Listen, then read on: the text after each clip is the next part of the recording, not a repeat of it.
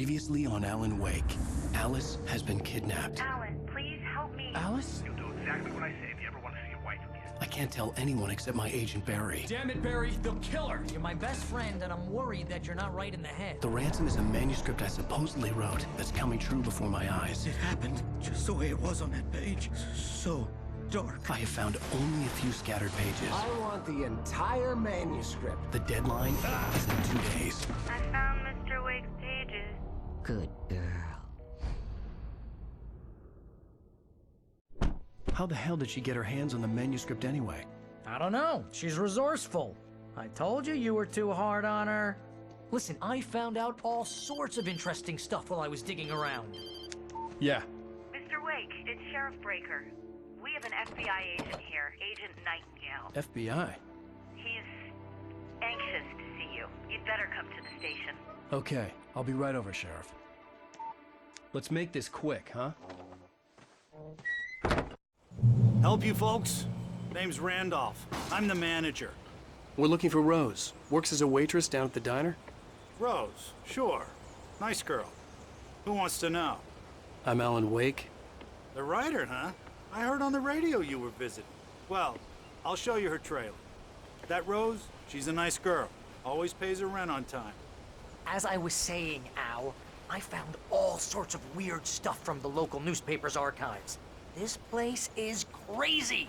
Disappearances, mysterious deaths, urban legends come true, and get this, most of this stuff takes place around Cauldron Lake. Well, you ain't wrong, mister. The Indians thought the lake was a doorway to the underworld. I'm the God-fearing type myself. I don't hold with that sort of thing.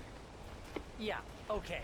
Anyway, there was an island there owned by a guy called Thomas Zane.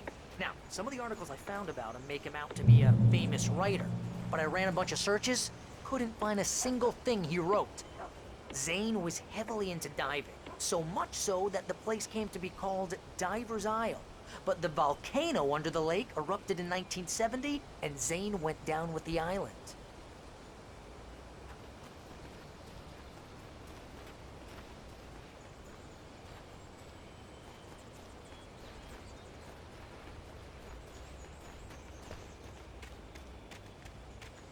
Yeah, how about that? It was there in the morning, as if it had fallen from the sky. But it would take a tornado to lift something like that. We're damn lucky it didn't crush any of the trailers.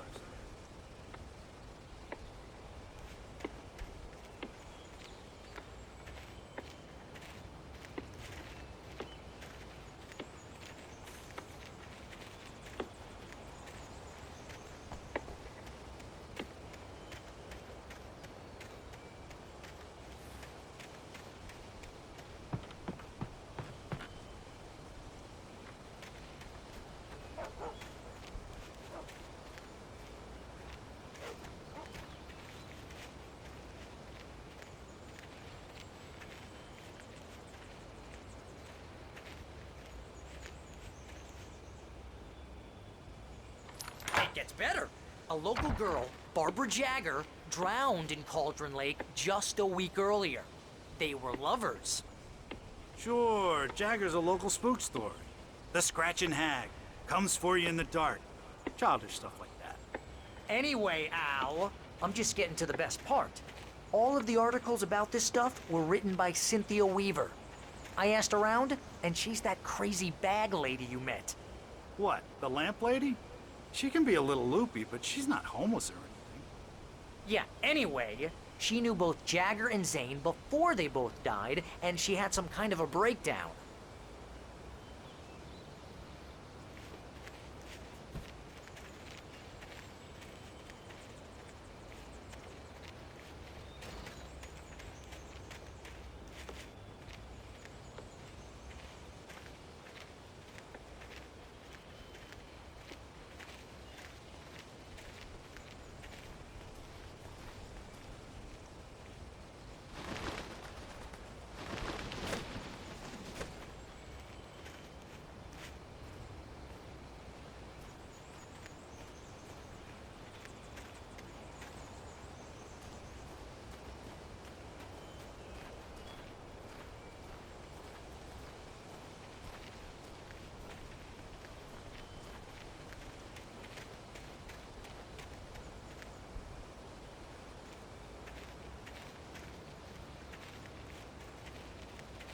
Well, mister, this here's Rose's trailer.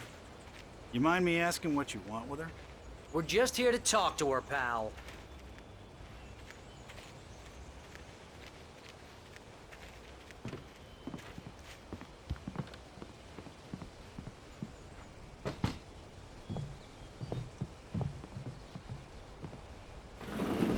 Welcome to... Oh dear, Mr. Wake. I'm so glad you're here. Rose, you have my manuscript? Oh. Oh yes. Yes. Please, come in. Hey, this is really good. Rose, Yes, my manuscript. I really need it. I understand. I know what you need. A muse to inspire you. Oh, for Barry. She doesn't have anything. Yeah, hey, Al, what's... Oh... Barry! What? What?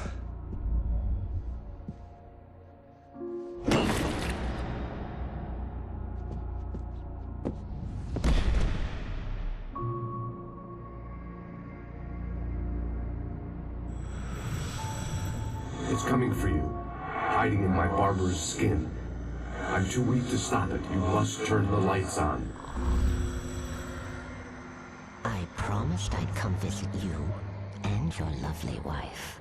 You must finish what you started. I insist. You must turn the lights on.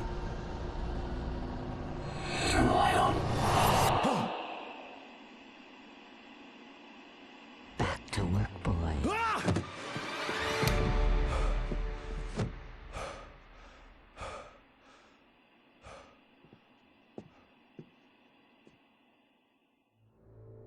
I felt nauseous, hungover. Only anger kept me going. I can't tell reality from dream anymore, but it seems I have an imaginary editor to help me. She's an old woman in a funeral dress. I call her Barbara Jagger. She's very strict. I'm writing faster and faster. My manuscript is being heavily revised. The edits are getting very aggressive, and each day there's less of me and more of her. I hate it, but I know she's right. She promises me I can save Alice this way. She knows more of this than I do. About the complex incantation I'm attempting. About this place. She's worked with another writer under similar circumstances, Thomas Zane. The genre of the story seems to be shifting. It's turning into a horror story. I'm getting close. I can feel it.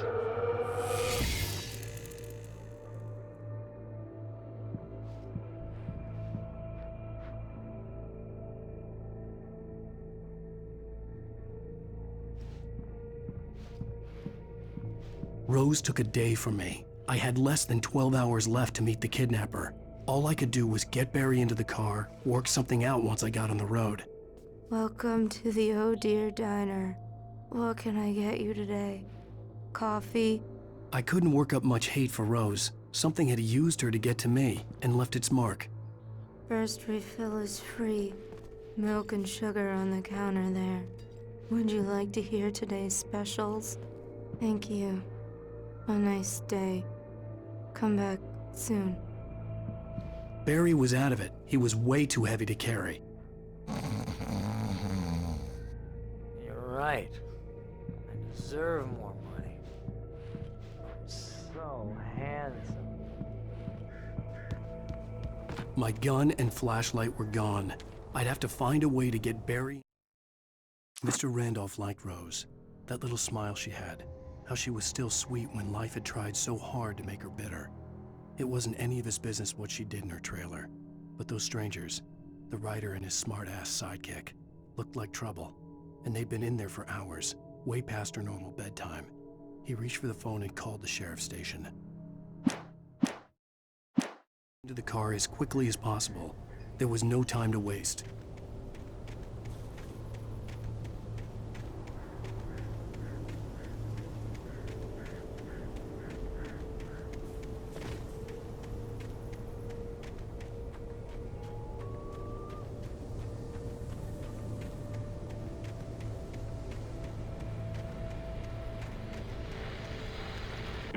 I just stepped outside to catch a breath of fresh air. Let me tell you, the weather's getting heavy. Nights like this make me especially glad I'm here talking to you and not home in bed. Once the weather takes a turn like this, I can't sleep at all. It's all tangled bed sheets and dark thoughts, punctuated by the occasional plunge into nightmare. Is it just me? Well, perhaps it is. But I hope I can make the night a little bit easier to get through. Caller, you're on KBF FM. Hey, Pat, it's Walt Snyder. What's on your mind, Walt? Well, I am the way you are, but, well, I can't sleep either, you know? I just been staring out the window here, trying to make sense of it all, but, I ain't been drinking either, you know? Well, you sound like a man with a problem, Walt. I had argument with Danny. You know, Danny, and, then I got in trouble with the law, you know, and, I'm just, well... I heard something like that, Walt. Yeah. Well, you know, Danny's my best friend, and, they let me out on bail today. And now I'm just alone here at the window, you know, waiting. Man, and there's something in the air tonight, man. I was just outside looking up at the sky above our broadcast tower thinking the same thing. What are you waiting for, Walt? I don't know. You know, something's gonna happen. You know, I think I better go. Well, Walt, maybe... No, thanks, Pat. Well, good luck to you, Walt. Hang in there. Let's take a little break, folks. This weather's really something else, huh? How can I be sure that you will walk away? Why do you love deception?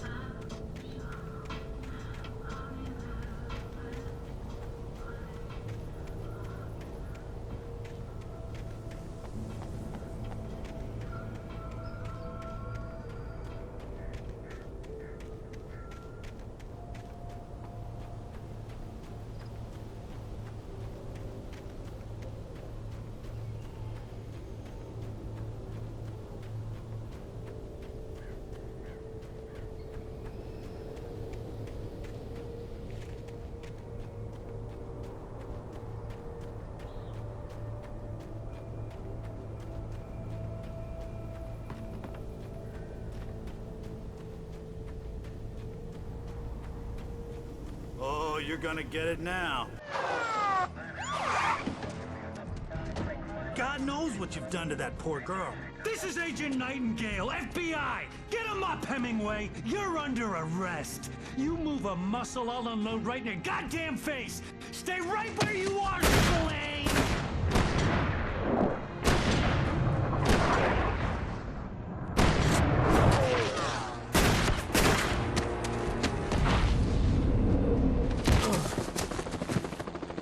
What are? I'm standing right here, you goddamn maniac!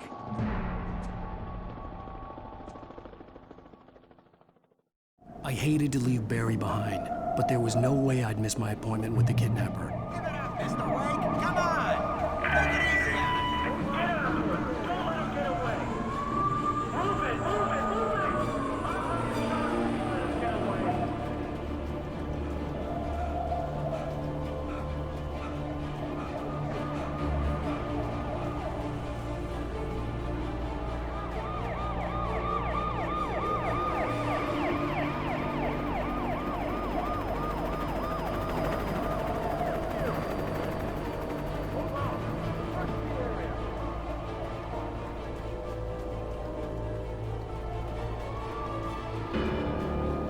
There he is! Freeze! Okay, men. Keep your eyes peeled. He's gonna try to make it through here. Oh, damn. Whoa! Stop! Lift away! Keep an eye out! God damn it!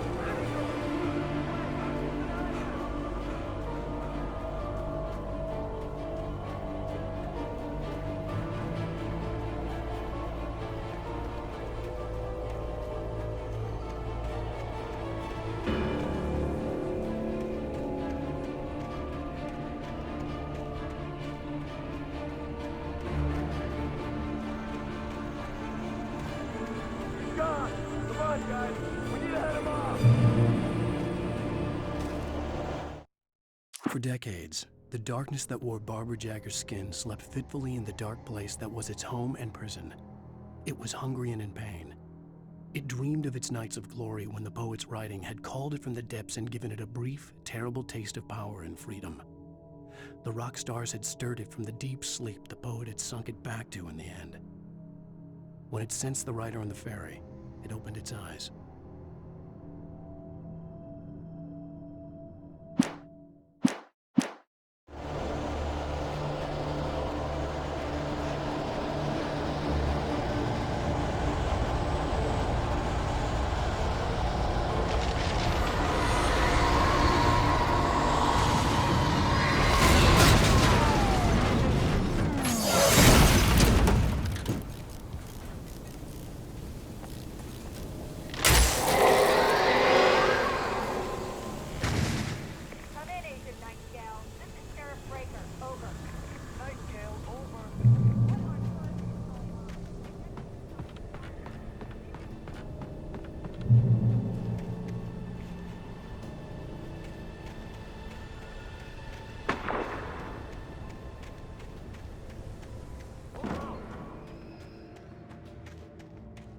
Search the area.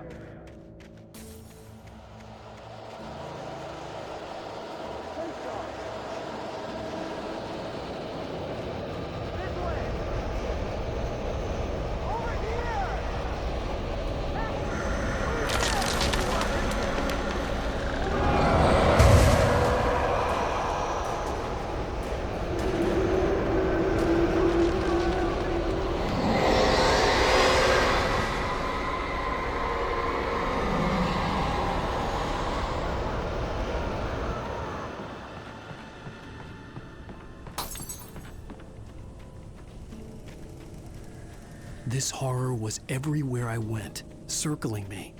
The cops didn't stand a chance. They were after a writer, not a monster. I've lost contact with Luke's men you assigned to me. It's Blake's doing. Wait, are you seriously telling me that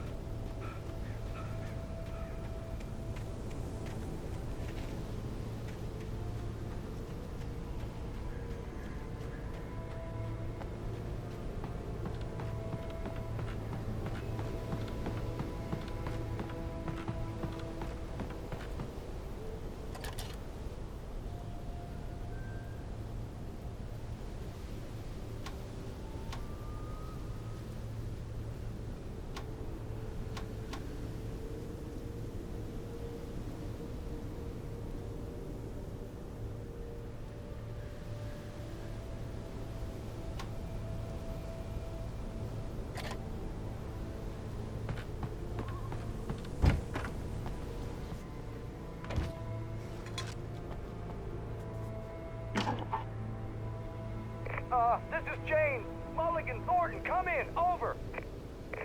Thornton here. James, we got both Wheeler and Rose in custody. They didn't put up a fight or anything. Why, they were... Hey, what are you doing? Come on! Sit down and give me that. Jane, Mulligan here. Over. Go ahead, Mulligan. Over. We got Wheeler and Rose here. Wheeler's drunk or hopped up on something. Speaking of which, that Fed had a pretty distinctive whiff of Otis Scotch about him, if you know what I mean. Over. I don't have anything on that, Deputy Mulligan. Over. Well, whatever. Anyway, Rose is just being plain weird here. You better get Doc in to take a look at both. Over. Gotcha. You better get them here quickly. The, Fed's gonna want to interview Wheeler. Over. Oh, yeah, I bet he does. Looks like they have a lot in common. Mulligan out.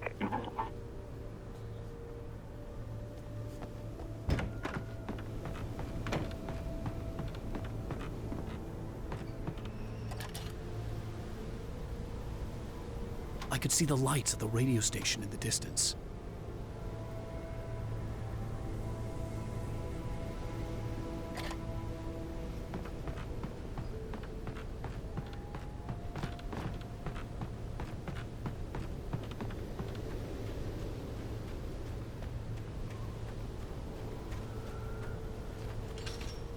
I imagined that the broadcast tower in the distance was part of the local radio station. Maine seemed like a decent guy. Perhaps he could give me directions to the coal mine.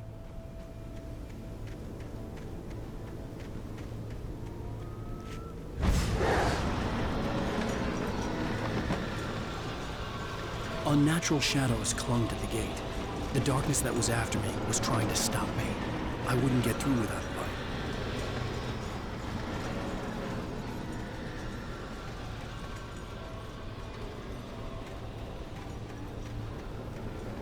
There was no power to the searchlight.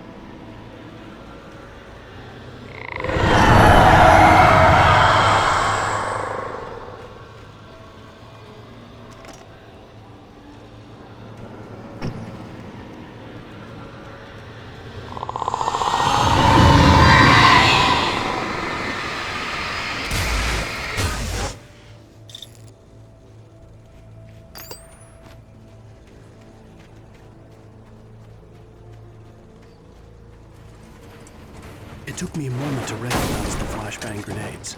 They were an ideal weapon for my situation. Team 1, come in. Over. Team 1, this is Sheriff Breaker. Report. Over.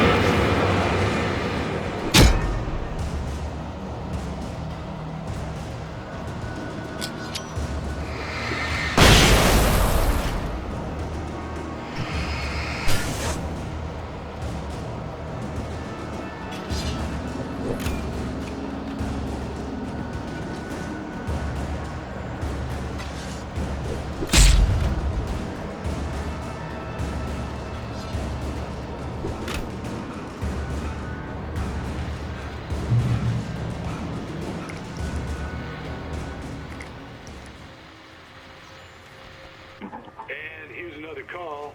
You're on KBF-FM with Pat Maine. It's Milt Peabody, Pat. What's on your mind, Milt? Well, I live near the trailer park, Pat, and there's a big ruckus going on over there. Well, that's just up the road from me, too. What's going on, do you know? I don't know, but there's a bunch of police cars there, lots of sirens, a helicopter buzzing around, and I think I heard some gunshots. Gunshots? Yes, sir, like from a pistol. So can you find out what's going on? Because it's just next door and they're popping off guns there. They're still shooting? No, it was maybe 10, 15 minutes ago. It sounds serious, Pat. I'm telling you, it don't sound like no party. Well, I'm certainly going to give the station a call, Milt. Okay. You'll hear it here as soon as I hear from them. Okay, thanks.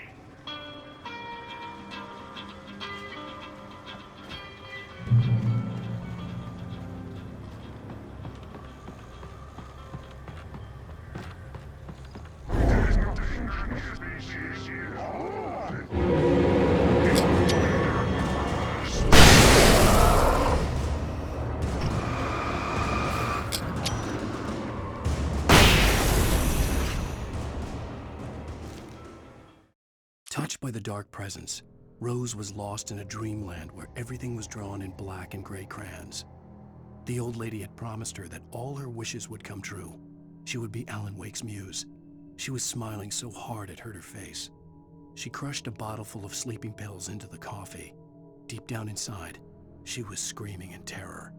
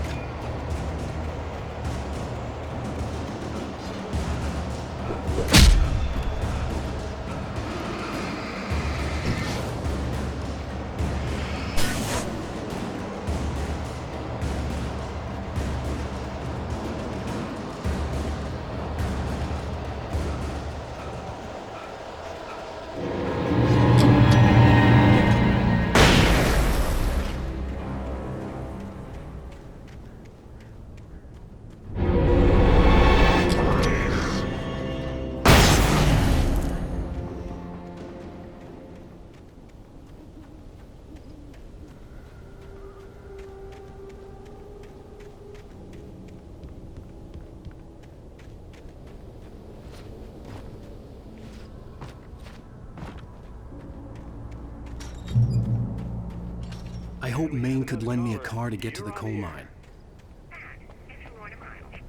Why, hello, Lorna. What do you have for us?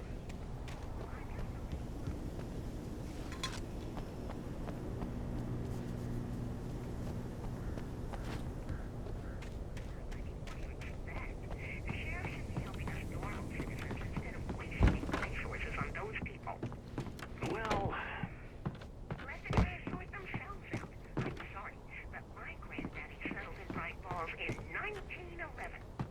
well, thank you very much for that compassionate viewpoint, Lorna.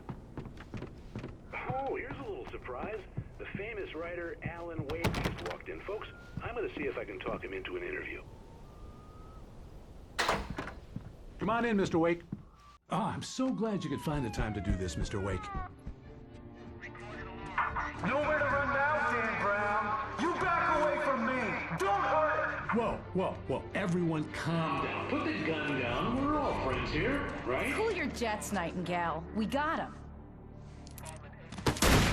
Judas Priest! What the hell's the matter with you? There's a civilian in there.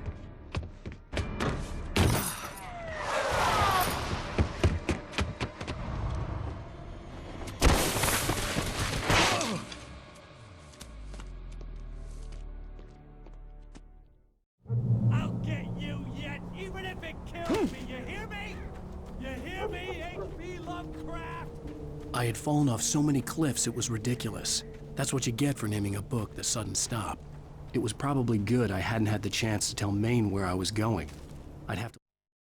Nightingale stared through the broken studio window into the dark woods. He turned around, started to walk out, but Maine grabbed his arm. "Young man, you almost shot me. You don't shoot off rounds at people like that. What's the matter with you?" Nightingale shook his arm free, marched out. His cheeks burned with rage and humiliation. Lose the cops and find my own way to the mine.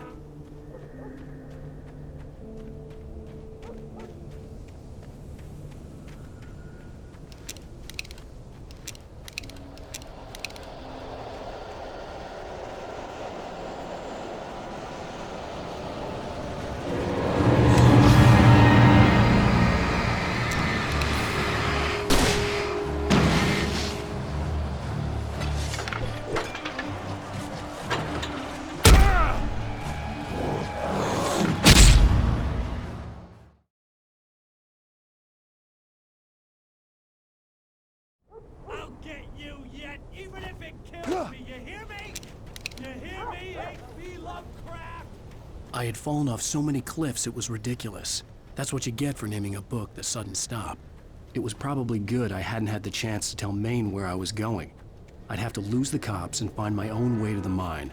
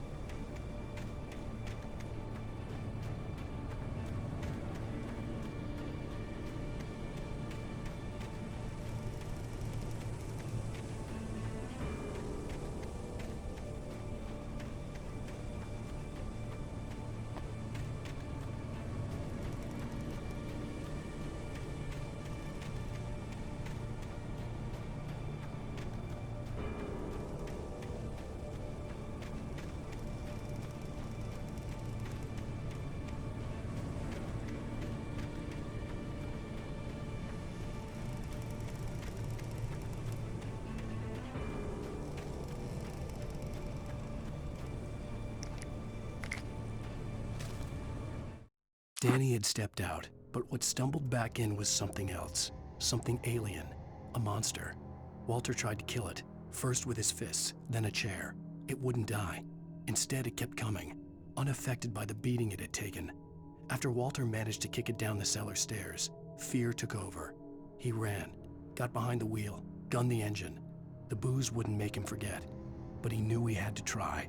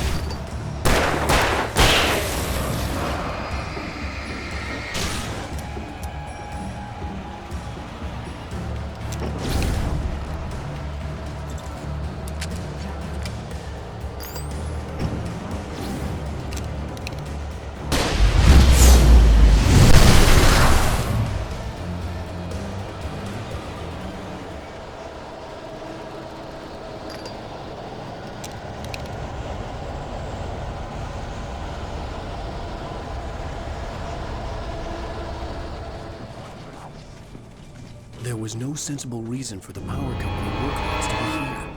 It was almost as if they'd been left for someone like me to use.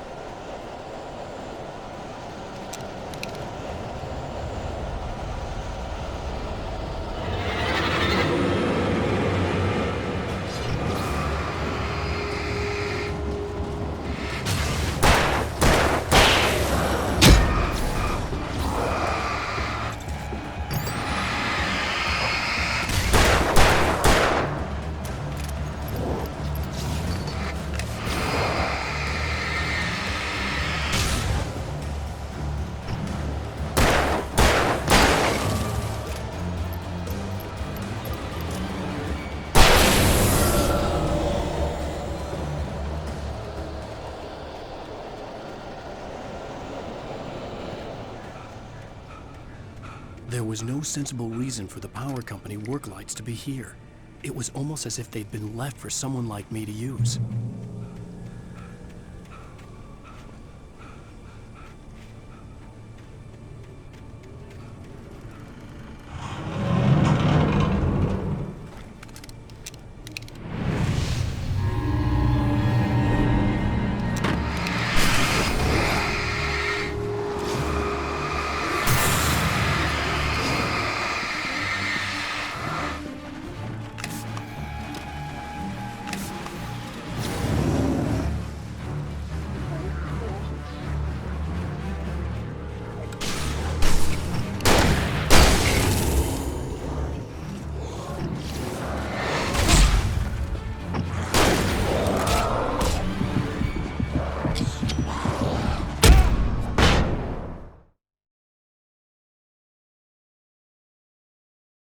Use.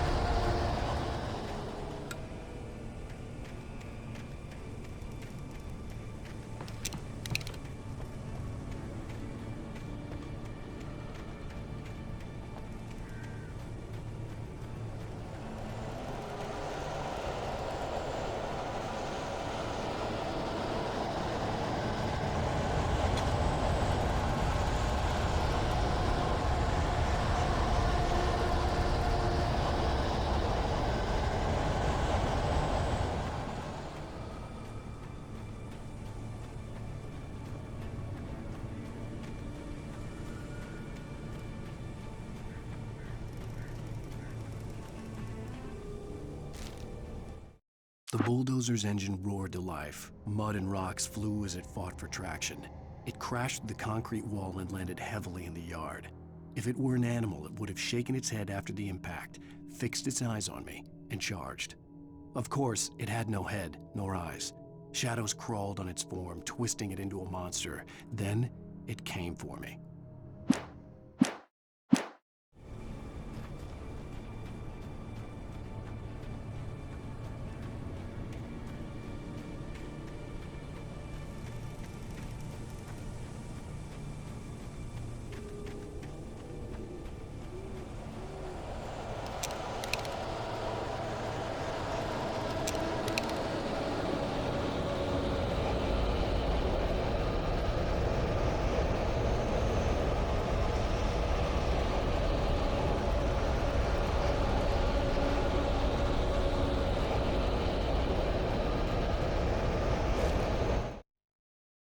Sarah trusted her gut, and her gut said Agent Nightingale was an asshole. He felt wrong, and it wasn't just the smell of stale booze. It was in the way he flashed his badge, pulled rank, the look in his eyes when he wanted answers. Where was Alan Wake? What was this about an accident? Where was his wife? And most importantly, why did she let Wake go? He wouldn't answer her questions. Federal business was all he'd say.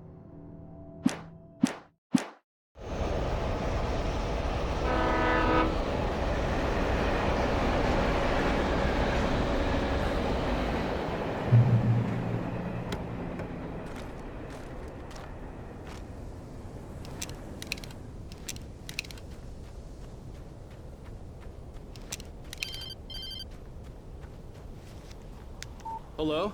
the most stubborn man I've ever met. Alice? Alice? Alan, I'm so afraid.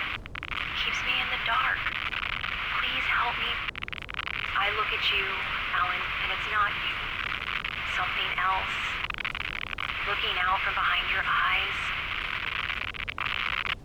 Alice, I'm here. I'm so alone here. It's all gonna go to hell. You need to be careful. Cooperate. The connection had been terrible, but that wasn't the only thing that hadn't been right with the call. She sounded wrong somehow, but she had called me. The pipe wrenched itself loose from the bridge's steel framework. Wrapped in darkness, it floated in midair, twitching. For a moment, I didn't understand what I was looking at. The heavy object lurched at me with impossible force. I threw myself out of the way, but just barely. When I turned my flashlight on it, it shook in a dark rage before it flew at me again.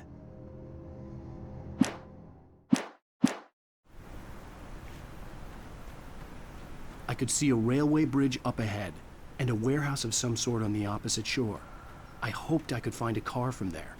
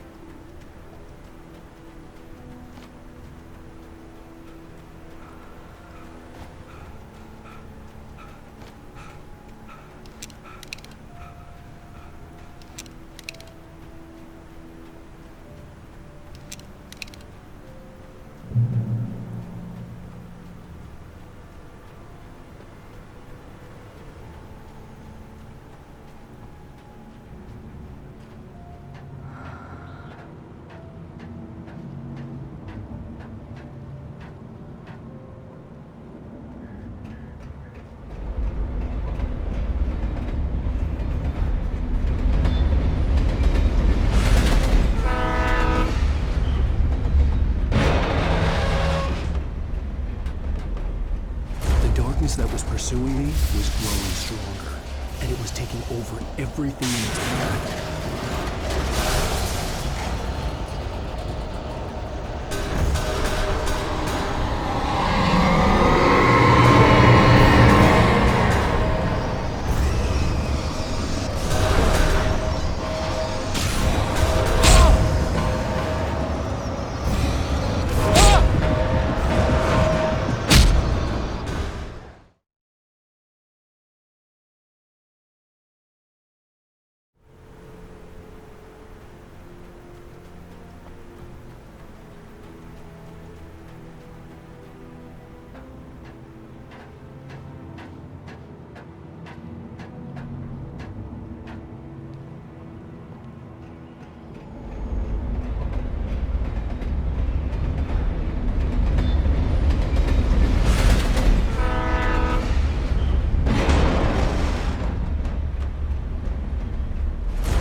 That was pursuing me was growing stronger, and it was taking over everything in its path.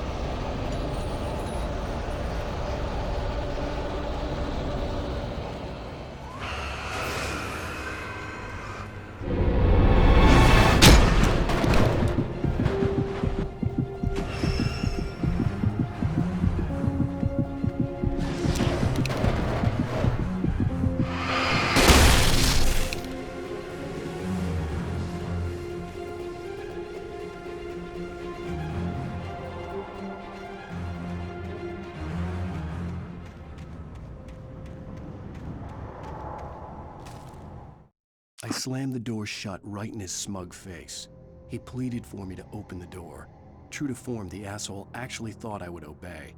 I had no sympathy left, no guilt either, not for him. I took a moment to savor the scream. I bet I had a smile on my face. It was all that I had time for. The dark presence was inside the lodge with me.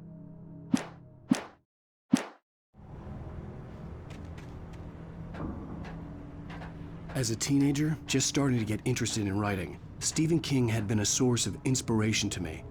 I thought about all the inanimate objects that had come to life in his books. No one is safe in a good horror story.